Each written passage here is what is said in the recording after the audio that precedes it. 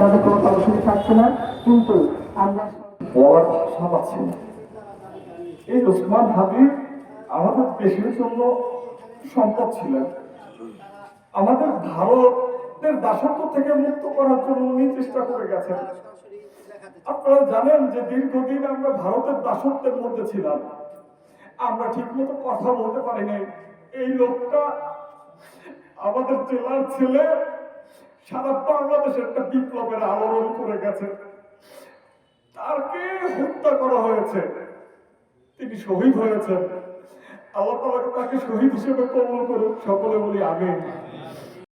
কাজ ছিল বা বাবা বলে ডাকার চেষ্টা করছিল, সেটি কিভাবে পাষাণ হৃদয়কে তার মনকে নরম করার জন্য যথেষ্ট নয়। শহীদ শরীফ ওসমান হয়তো চলে গেলেন, কিন্তু আমাদেরকে অনেক কিছু দায়িত্ব দিয়ে গেছেন।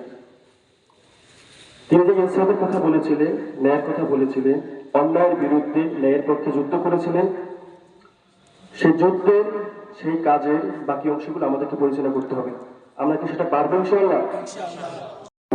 একজন আসবে কিনা জানি না। আমার হাবিবাই না আসুক, আমার হাবিবাই অসংখ্য স্বপ্ন রেখে গেছেন আমাদের মাঝে, সেগুলো পূরণ করার আমাদের সবার দায়িত্ব এবং কর্তব্য।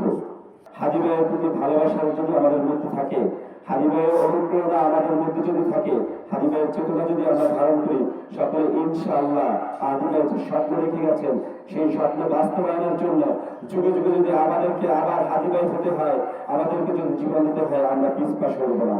পরিবার পরিজন কান্নাকাটি করছে, সেখানে গিয়েও কোনো প্রশাসন কিংবা ডিসি অফিস থেকে কেউ গিয়ে সংহতি প্রকাশ করে নাই। এটা তাদের চরম উদাসীনতার পরিচয় দিয়েছে। কিন্তু হাতের সৃজনশীলতা যাতে আমরা আমাদের মধ্যে ধারণ করতে পারি।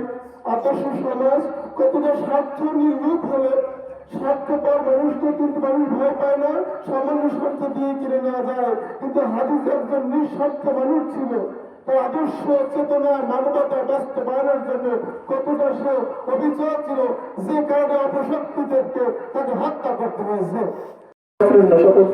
স্বতন্ত্রভাবে কথা বলছেন, সবসময় বাংলাদেশের পক্ষে কথা বলছেন। কোনো কথা আমরা বলতে পারছি না, আমরা এখানে সর্বদলীয় লোক আছি, আমাদের বলার ভাষা একদমই নেই।